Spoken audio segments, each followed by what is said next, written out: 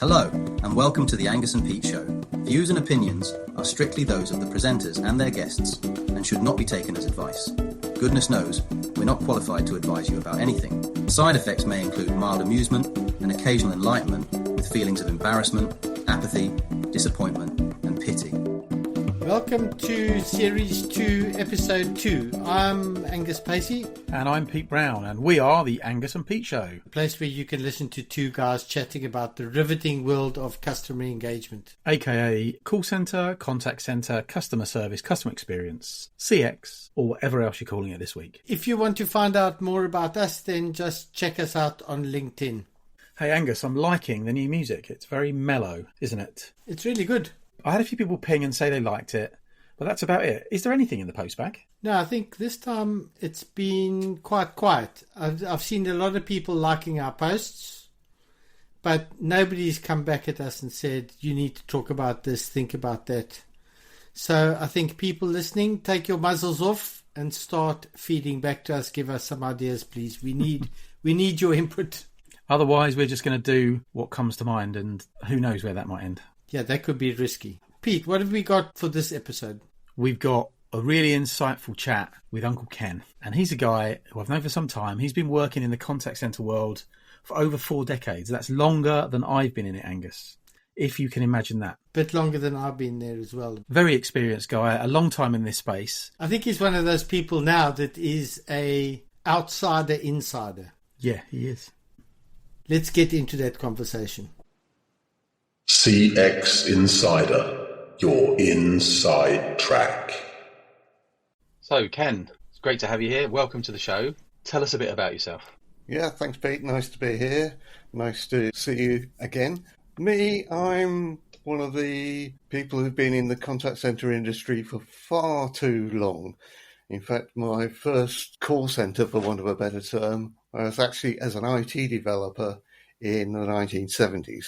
So what you would now call agent support tools, we just called IT systems back in those days. But fortunately now, after some 40 years, I'm actually nicely retired. So I'm now looking at this entire industry from the perspective of an informed consumer. Oh dear. So I just get incredibly frustrated with the way the contact centres are being implemented, either by the technology or the way the contact centre managers have implemented stuff. In amongst all this involvement in the contact centre industry, my journey has been a little bit different from most people in that I didn't really get involved in inbound contact centres until I was involved with Rostrum way back in the early parts of this century. Prior to that, I was primarily involved in agent desktop applications and outbound. So if I've got a particular expertise, it's in the outbound area, not just on the good old telephone-based ransom calls through the predictive dialer, but also the multi-channel interaction with the consumer, making the journey much easier. So before we get your views as an informed consumer, which I can't wait to hear, tell us a little bit about the whole outbound piece, because even today, people still, I don't think, really get where that fits. You know, is outbound voice dead? Is it still alive? Is it being replaced by digital? What are your views on outbound as we stand right now? What have you seen change and where do you think we are? So as you mentioned back in season 1 on the episode about outbound, there's a lot of technology involved in it. And people get confused with the terminology. It's predictive dialers, preview dialers, blah, blah, blah, blah, blah. Well, the outbound industry has changed a lot over time. Again, I got first involved in it in way back in the 1980s, where there were no rules and it was all about debt collection. It was fire as many calls out as you can, as quickly as you can, to as many consumers as you can, and there were no rules. So a bit like the USA today then? Very much like that. Yeah, very much the Wild West. Really all about volume and I just need to talk to people. Over time, rules came in, which was a bit of a shock.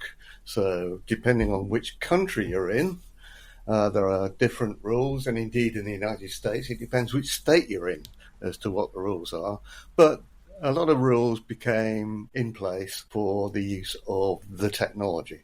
But time's moved on, and consumers, the people who are receiving the calls, are much more aware about outbound calls, and with their mobile phones they can block numbers, they can do all sorts of stuff. So outbound calling as just dialing a list of people is dying on its feet, and quite rightly so. But the technology is still really useful in the modern contact center arena, just to make life easier for the consumer, to improve the customer experience, and to make call centers more efficient.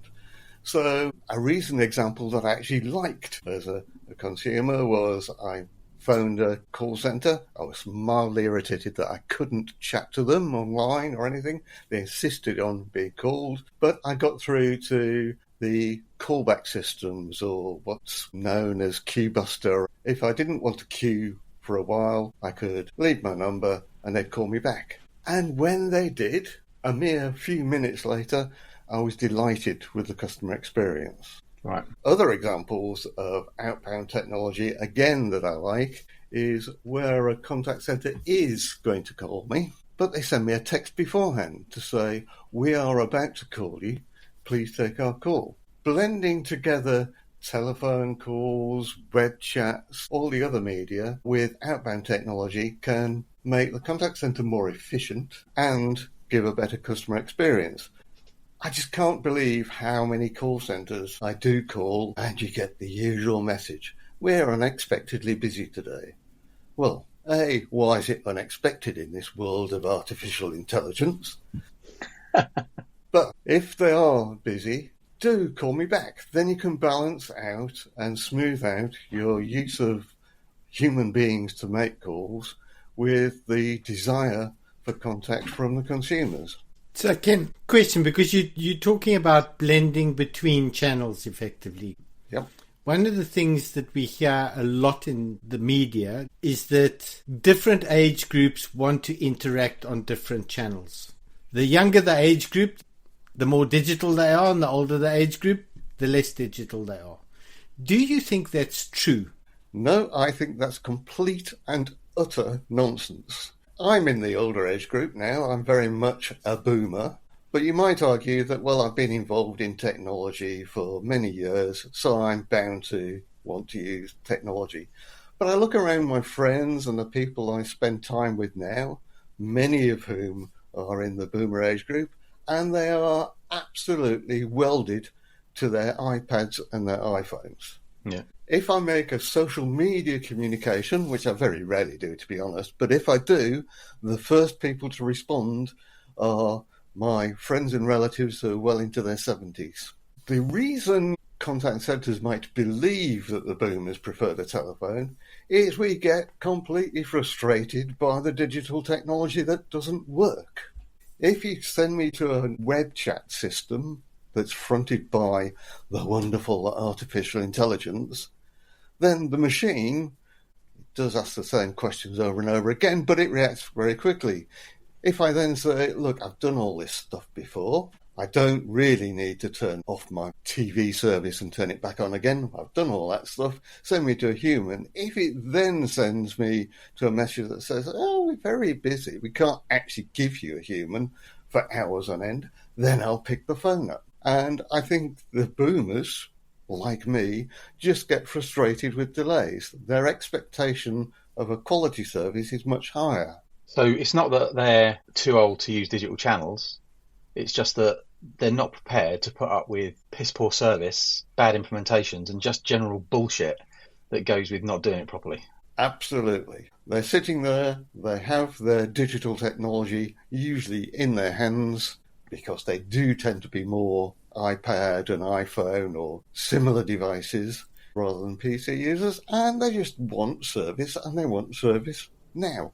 As a retired grandee of the industry, I'm sure you're still keeping a watching eye on who's doing what to whom and where. So thinking about the messaging that's coming out of vendors, manufacturers, suppliers, what do you think about the noise that the CX industry makes at the moment? It is just constant noise and burbling about artificial intelligence, but no real delivery on what the actual benefits either to the contact centre or to the customer is. What are those benefits? It seems to be all about cost cutting and making the contact center more efficient, not making the experience for the customer any better.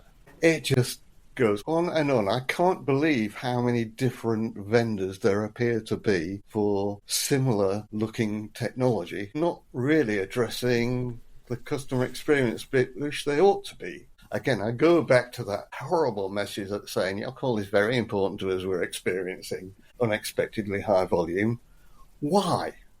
My car's got artificial intelligence. It reacts second by second and stops me crashing into things. Yet contact centers, queuing systems seem not able to manage what's happening now. Yet they're full of probably the most comprehensive data there is. You've got stats coming out of your ears, both historically and real time, that ought to be able to get rid of this problem, call queues being, quotes, unexpected, and deal with them. Is this one of expectation setting? Out of the box, AI definitely has the promise to make things more efficient, do things quicker. I'm not going to say more accurately because I don't think the technology is evolved enough to say that yet. Expectations are being set across the industry of the promise of AI, but what in reality is happening is that people are trying to implement it in the old methodologies. They haven't really evolved their own internal models. Do you think that the industry has to start looking at customer experience differently, not from the organizational perspective? In other words, how do we make our processes more effective? But start looking at it from the consumer's perspective and say, what is that consumer trying to achieve? And that's very different. No, I think you're absolutely correct on that, Angus. The implementations of AI that I've seen, or I think I've seen, because I only see it from the consumer perspective, seems to be very, very siloed. As a consumer, I want the artificial intelligence or whatever it is to actually look at me from what am I trying to achieve perspective. For example, I'm going to be cruel about my friends at Virgin Media. Great TV service. But if I have a problem, which I occasionally do, the first thing I do, even though I'm a boomer, is go on the app to do the various testing. To get on the app, I have to sign in. So instantly, Virgin Media knows that I've been on the app and I've actually done all the tests that the app suggests. So don't then, when I decide to call the contact centre or chat to the contact centre, ask me to do all those tests again before I can get through to a human being. It's basically using intelligence in the app to get me to do my own testing, but then asking me to do it again because they've got some siloed system in the service centre. It's just ridiculous from a consumer perspective. You know what I've done, please just put me through to a human. We know how complicated a lot of vendors make their technology. Even with these single platform propositions from the leading vendors and all those people that are in the right box in the magic quadrant, they've still got gaps. And you can see them in the sort of experiences that you've got. Angus said something quite useful earlier on, which is unusual for him. If your reference point is internal, then you can sort of work your way around those silos and pretend they don't exist because it's all internal. But when you're talking about customers, it's a bit of a different thing. How do we join all this stuff up in a world where it seems to be getting more fragmented? It is quite difficult to bring all this stuff together. In fact, from a technology perspective, it's almost impossible because you're dealing with technologies in most businesses where some of it was built literally decades ago and wasn't really designed to join up. If artificial intelligence is going to deliver on the promise, then what businesses need to do is really change their perspective. Yes, it's important that they control costs, but it's equally important that they bring all the channels of communication together. The proliferation of contact channels is quite scary, really, even at a basic consumer level. I've got my phone, I've got it in front of me, and I'm having to check email, messages, WhatsApp, Facebook, blah, blah, blah, blah, blah. It's bad enough as an individual consumer. As a business, you also need to be aware that those things are happening and bring things together as well as you can. Now, That's a technological challenge, but looking at things from a customer experience perspective as opposed to the customer service perspective is the thing that needs to happen. I don't think many businesses really have customer experience managers or customer experience directors. It's all about managing the cost of the service and not doing it very well. They seem to have forgotten the basics. You've just said basics. The one thing that I'm seeing in the industry at the moment, and this comes from vendors, it also comes from customers, is this focus on the phrase use case. Yep. It's a bad phrase in my book, and it's one that I absolutely detest because it is so narrow. It's disingenuous. If you sit in your position because you've got a wealth of experience in the technology industry in this space, now you're sitting in as a consumer, what needs to change to make this effective if you're thinking about it from a sales perspective in a vendor? How do they approach this differently? Because they're being spoon-fed use cases. They also are coin-operated at the same time, so they're looking for the easiest route. From your perspective, how do they deal with it? From a sales perspective, we need to move away from selling technology with lots of features to actually looking more holistically at the problems that are being solved and really getting back to quite fundamental basics. One of my main mentors in this industry, I met him way back when in the 80s, was a guy called Bill Durr, who was my American brother because we both worked at different times for the same companies. We both worked for DataPoint, we both worked for Rockwell. I once had dinner with Bill and said, how do you keep on going as a consultant doing the same thing over and over again? And he said, it's not really doing it over and over again because you're doing it to a different audience. Nobody at that time grew up wanting to be a contact center manager. So the life of a contact center manager was about 5 years. So about every 5 years, you could go back and teach the same stuff to different people. So you were talking to different audiences with different technology, which is what kept life interesting for him and subsequently for me. Now, actually, I thought, is that still true? Seeing as contact centers are more mature, maybe people are staying longer. So I actually used the good old artificial intelligence. I can't remember whether I asked ChatGPT or Copilot, what is the tenure of a contact center manager? And actually, it's gone down. Apparently, it's 2.5 years. And I actually checked that by looking at a few examples on LinkedIn. And yeah, people do have a huge turnover in contact center management over a very short period, which in turn means I think they've forgotten the basics, like how to get a right customer service level at the right time, whether it's inbound or outbound. And I tend to agree with you. It feels like the buying organisations have lost the ability to be crisp and clean in terms of what they're trying to achieve from a customer experience perspective. And I also think the same is true on the seller side. Yep. I know that you think we could be much more controversial. So here we go. I've been doing this for a long time. I think a lot of sellers who call themselves contact center experts are not worthy of the badge. I would agree. They are not what they need to be, particularly when you've got a lull in knowledge and experience on the buyer side, on the customer side.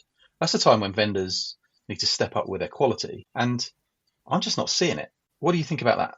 I agree. Now, one of the nice bits for me about listening to your podcast is a bit of schadenfreude, because I've listened to the ones about dealing with RFPs.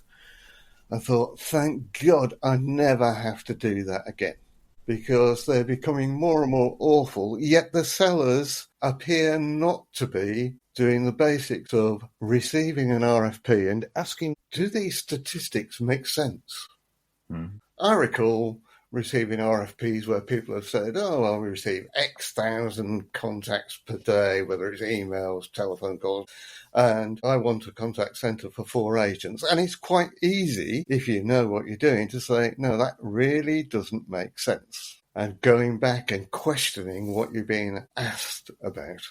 I do keep an eye on the RFP industry. I read stuff that is written by consultants on LinkedIn who seem to be spending their time trying to make it more difficult for sellers by asking tricksy little questions about the benefits of artificial intelligence rather than getting the absolute basics right of how do we give good service at the lowest possible cost to our customers.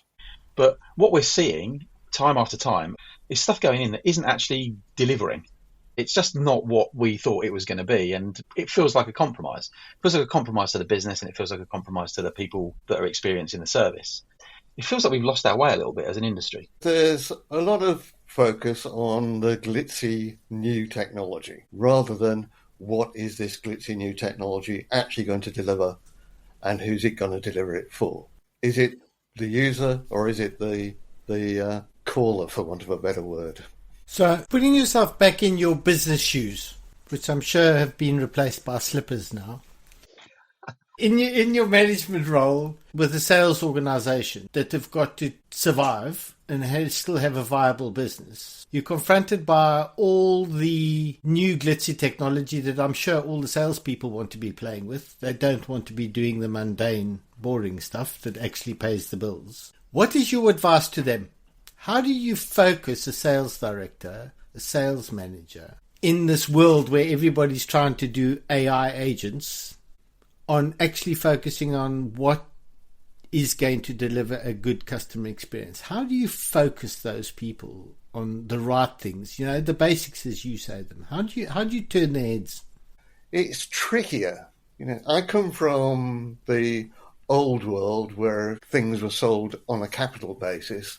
Whereas nowadays, businesses make their money, sellers make their money from revenue-based activity. But still getting the basics right so you actually deliver something that works for all parties requires them to have a basic understanding of how your customer's business operates and how to make it more effective and efficient. Turn back to some of the things you guys also mentioned in season 1, which is the cost of AI, the revenue cost of AI. It really is, from a seller's perspective, being able to explain those costs to the customer and also translate that back into a return, i.e. the very simple and basic elements of it's going to cost you X and you will save Y. Now, if you don't know how a contact center really operates from the horrible, pathetic, boring mathematical perspective of all the Q theory and stuff that I actually like, but most people don't understand, it's difficult to build those models to show that return on investment. But at the end of the day, sellers are businesses selling to other businesses. So what is the overall business benefit? Not just in terms of customer satisfaction numbers. Yeah, they're really interesting. At the end of the day, you invest this money, this is the return on that investment. Now, you've mentioned over the season 1 podcast that there are other elements other than just basic return on investment, but I think today's sellers can't even do that basic element properly. We've spoken about sellers. There's also a sort of marketing, educational piece vendors have a responsibility for. There used to be some really good reference material coming out of vendors. Stuff that you could really learn from. And I like you, look at LinkedIn and stuff goes by and go and register here and download a white paper and all the rest of it. And even that seems to be, I don't know what the word is. Flaky. Yeah, flaky. Flaccid. The word flaccid is the first time we've used that word. What can we say about that? That reference information, that stuff just doesn't seem to be compelling and interesting or even informative anymore. A few weeks ago, might be a couple of months ago now, NICE, the wonderful technology vendor, actually produced a dummies book on workforce management. And I thought, at last, somebody's recognised that it's all about getting the right people at the right time. And it was 50-odd pages, might have been 60-odd pages of fluff. It didn't actually discuss the real basics of a contact center. Going back in the 70s, 80s, 90s, most sellers understood about Erlang and queue theory. The word Erlang was used in these 50-odd pages once. Right. The rest of it was all about the wonderful features of NICE's new workforce management package. It wasn't the basics. It wasn't for dummies at all. It sounds like it was written by dummies. No, it actually is the opposite. It was written by clearly a workforce management specialist who wanted to talk about their great new technology, not what is delivered from a customer experience perspective by using this great new technology. Right. As a by the by, this great new technology is stuff that was in traditional contact center software like the rostrum software 7, 8, 9, 10 years ago. The new technologists, the people who've come from a more traditional IT perspective rather than a telephony and call center perspective, they're still learning stuff that we knew many years ago. Right, and that is very interesting because we've got personal experience of bringing together two organisations, both in customer experience, but one coming from a very digitally automated focused environment and one coming from that voice contact centre side. And it seems to me that it's quite straightforward for people that understand the complexities of voice contact centre to understand digital automation, AI, where it fits. However, if you come from a non-voice contact center world, it is incredibly difficult to match the two up, and you just add to the siloed thinking.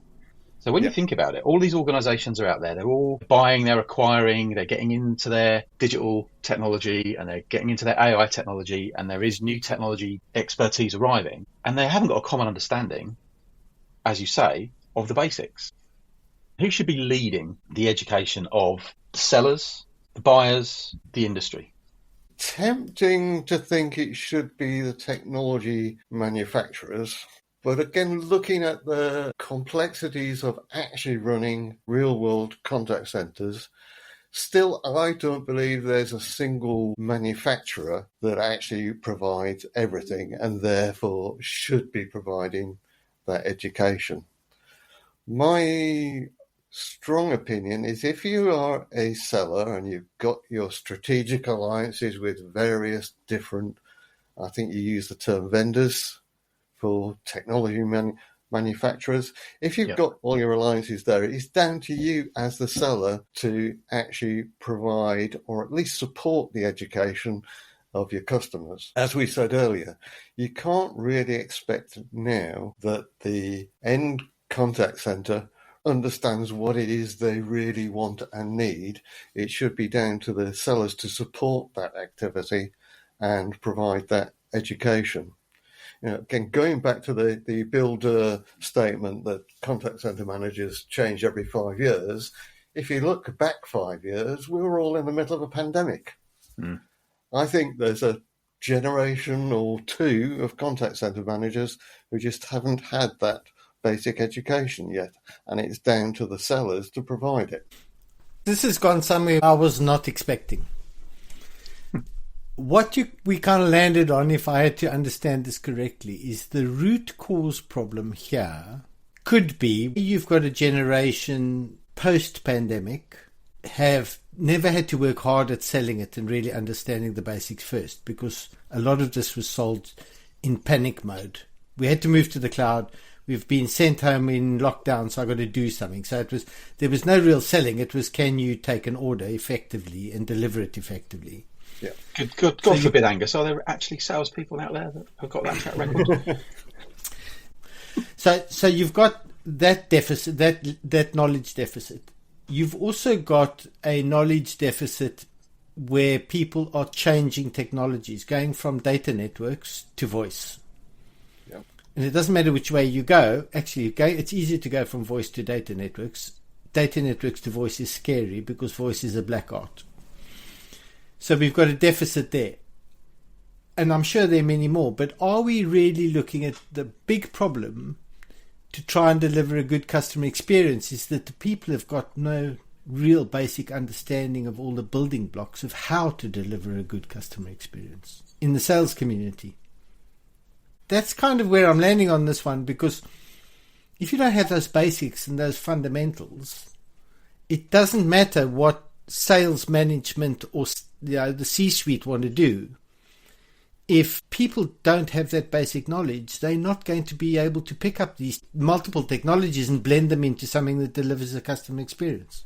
I think you've hit the nail on the head there, really, that we do have a generation of not just salespeople, but some of the supporting sales team that don't understand the fundamentals. And even the vendors who are developing bringing all this stuff together often have preconceptions and prejudices that are holding things back.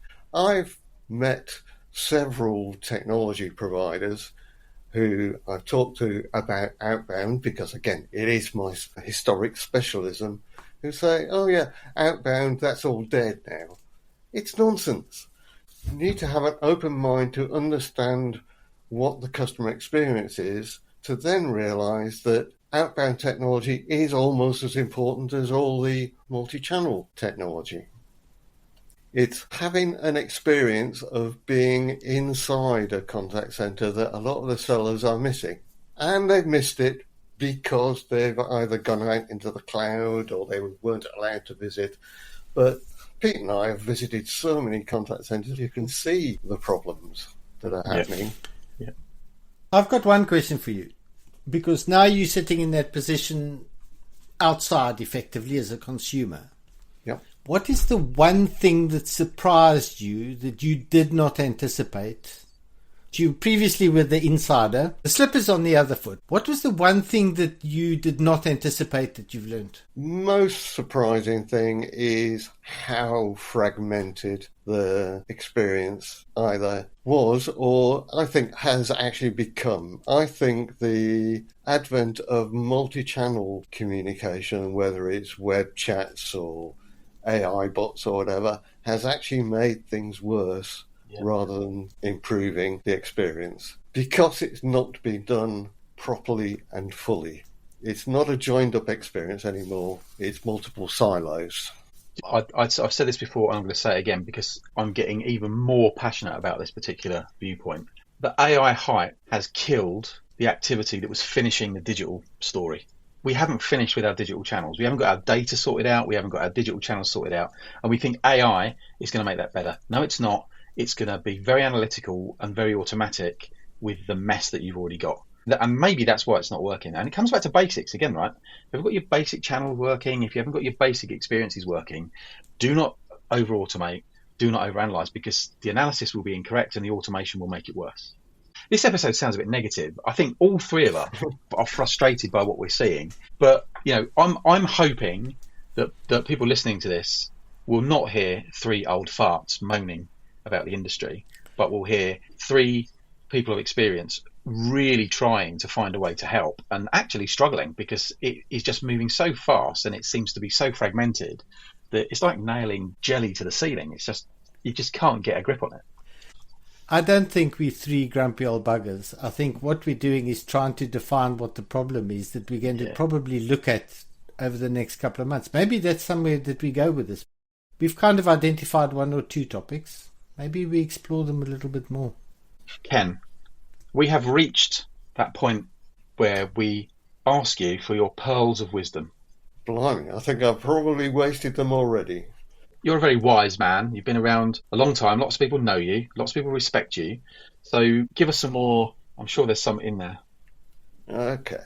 So probably the most important thing that I would like certainly the contact centres to take away from this, and potentially the sellers of contact centre technology to take away, is don't forget to test out the customer experience when you make a change to your environment. New technologies, whether it's AI or other stuff, though everything seems to be AI now, might well improve your internal stats, your apparent customer satisfaction and all those other things. but it's the experience that a real customer has that should be informing what it is that you do next. You don't need to employ some specialist to do this, just a little bit of mystery shopping that says, okay, my agents are happy, the AI's improved their experience, but what is it that the customers are seeing? Okay. Pearl number 1. What's pearl number 2? It's something we've discussed a lot already, but if you're a seller, don't assume that your customers actually know what they're doing. You should have the skills to sense check the information that's in an RFP. And if you don't have those skills, acquire them. They're not difficult. There's kind of a couple of formulae that you need to understand, and most of them you can find as free spreadsheets on the internet. Can you apply Erlang to these statistics? Go on the web and find an Erlang calculator to do things. And there's another one that is slightly more important for the digital channels, emails and web chats. It happens to be called Little's Law, but then I'm just giving away my bias to understanding the mathematics behind all this stuff. And number 3 is that very old axiom, if you aren't measuring it, you're not managing it. This is probably targeted more towards the people who are developing new technologies, who might have the sexiest artificial intelligence going, or be adding yet another channel to the contact center, like video chats or whatever. If you're not developing that software with the fundamental understanding that you need to measure and manage what's going on, you are going to fail. You're either going to fail in terms of delivering to the contact center, or more likely failing for the poor old consumer who will have added yet another channel or another technology and not received any benefit from it. 3 good basics. Yep, 3 good basics. So, Ken, it's been a pleasure. It always is. Thanks for coming on. Thanks for taking your time. Thanks for sharing your huge amount of experience. And I'm not sure that one episode does it justice, so we might ask you back at some point. We'll see how this one goes. See what the customer sat is. Yeah, absolutely. And thank you for inviting me to join the 3 grumpy old men's club. When you're as old as me, you're allowed to be grumpy. People expect it of you. Thanks, Ken. It's been great. Thanks, Ken. All right. Nice to see you guys. Cheers. CX Insider, your inside track.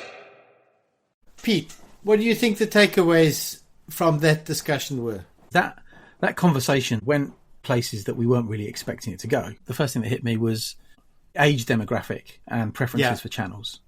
Older customers are digital first, as much as anyone else.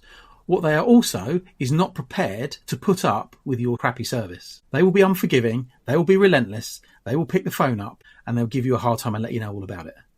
I don't think all age groups do that, but certainly Generation X is up for a scrap when they experience something that they really don't like. I think you say something that's true. Everybody is just as intolerant. How they vocalize it is different. Yeah. Some generations will just quiet protest and they'll just vote with their feet. I think the other thing that he highlighted out was that right now AI hype is overwhelming the customer experience focused. That current conversations all focused on internal cost cutting and efficiency rather than making it about delivering a better experience for the consumer. And I think if you look at that contradiction at the moment, the results are just noise and fragmentation. What people are trying to do, what results they get, everything really. And that AI hype has also hijacked the finishing off of the digital first story. We're all talking about AI like it's going to answer the question. We haven't even formulated the question yet. We haven't finished with digital channels. We don't really understand how to use them. We certainly haven't got our data in a pile. We spoke about that when we did the adoption piece in the last episode. So AI hype is defocusing some of the fundamentals that we spoke about, and we should all be aware of that. Don't just chase the rainbows. Yeah, it was an interesting conversation today where a customer turned around and they said, it's all fine and dandy, you guys talking about AI, but can we just get back to the basics, please? Yep. So, how do we do the basics before we worry about the AI? And everybody's kind of thrown the baby out with the bathwater and forgotten about the basics to a degree. That's coming from customers. the other thing that Ken was always going to get back to, because he is an outbound guru, is outbound still relevant. Outbound voice is still relevant. If you haven't got an outbound strategy, you haven't got a multi-channel, omni-channel customer engagement strategy. He absolutely highlighted out was that the industry's lost the basics. Post-pandemic, that focus on all the glitzy new tech, lots of people have probably forgotten the fact that basics and the fundamentals are really, really important. You know, things like basic queue theory. I would love to put out a competition to our listeners. And without going to your favorite AI engine, can you explain Erlang as a concept to somebody in plain English? And I bet you there will be an epic fail. Yeah, I think you're right. The other thing that I liked was the whole thing around people who are coming from traditional IT backgrounds and trying to understand what is fundamentally a business application. Contact centers aren't about the tech, they're about the business application. They really are. What this discussion made me start thinking about was, with all the hype around AI and all the focus from vendors going, you need to go and speak to the business and the business controls it and it's all around the business outcome. Has it gone too far? Yeah, maybe. Does the pendulum have to come back and IT needs to get involved because of the strain that it's going to put on the infrastructure? Yeah. Just from a workload perspective, but also in the current security landscape when very large companies are being hit, are we going to see that pendulum come back and IT come back into the fray? And that means IT needs to understand the business side. Yep. And they need to be able to explain the implications of what the business wants to do. And they've got to kind of get to a middle ground. So we've had 2 years of the business essentially controlling it. Are we going to start seeing it come back? And now you're going to have to speak to 2 sets of stakeholders simultaneously, which is going to be very interesting. Ken's conclusion for the whole thing, there's a re-education process required. We're all learning new things. We've all got to join them up. There are people that have forgotten. There are people that never knew about the fundamentals of what customer experience in a contact center environment is. There's an education process. And it seems that Ken's strong view is that it's down to the seller organizations to pick up that baton and run with it. And I wonder how many of us are really in good shape to do that. I think that's going to be very interesting to watch how it goes. It comes back to the knowledge deficit. Maybe we start looking at what are the implications of that, and what do we do? We'll be back next time with episode 3. In the meantime, follow the Angus and Pete Show page on LinkedIn for news and notifications. Please message us directly to tell us what you want us to talk about, how we're doing. And the post bag is not bulging, but it needs to bulge. So please remember to remove your muzzle and start feeding back to us. The show is available on all of your favourite podcast platforms. Please like, please subscribe, please share, and help us to spread the good word. Pete, it might be series 2. We might be in episode 2. But that does not mean you get away with our traditional joke of the week. We're bringing it back. Okay, you have a choice. Would you like the safe one that you can tell your children? Or would you like something a little more risque? Look, most people are listening to this on their own time, and we're not a kids show. Okay. So go with the good one. A lady is married to an avid golfer. And she decides that they should spend more time together. So she says, I'd like to come and play golf. So they hit the course, play around, and it's a disaster. She's all over the place, and he's really not enjoying it. So she says, look, I get it. What I'm going to do is I'm going to go and take some lessons, some proper lessons. Off she goes and books a lesson with the club pro. She arrives at the appointed time, and he says, take the driver out and just have a swing. Show me what you can do. So she takes a swing and just hooks this ball, and it goes, pinging off into the undergrowth. And he says, yeah, okay, I can see what's going on. Gives her a few tips, gives her a few bits of advice. She has another go and shanks it off in the other direction. Ping, off a tree. He's like, yeah, okay, I can see what you do. And he keeps going. He said, look, I'm going to try something a bit unorthodox. It's worked on a few occasions. Just go with me on this. I want you to listen to what I've said. I want you to try and put it all into practice. But this time I want you to hold that club like it's your husband's penis. So, swings the club, bing, straight down the middle of the fairway onto the green. He says, that is absolutely fabulous. Now, I want you to try again, but this time, hold that club in your hands. HR, you know the email address. Cheers, Angus. Cheers, Pete. Thanks for tuning in to the Angus and Pete Show. Remember, it's based on the personal views and opinions of the hosts and their guests. If you're feeling aggrieved or litigious, take a chill pill. There's already enough stress in the world. Don't forget to follow our page on LinkedIn and subscribe on your favourite podcast platform for more episodes. We'll see you next time. Oh, and tell your friends.